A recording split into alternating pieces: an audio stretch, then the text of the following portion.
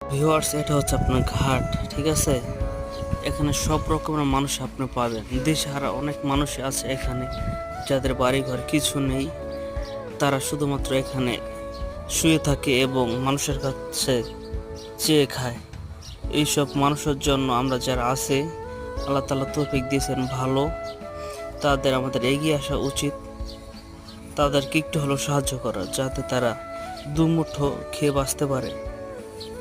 তো এটাই হচ্ছে মানুষ মানুষের জন্য যে একটা প্রবাদ আছে, এর উৎকৃষ্ট উদাহরণ। এখানে একজন লোক শুয়ে আছে।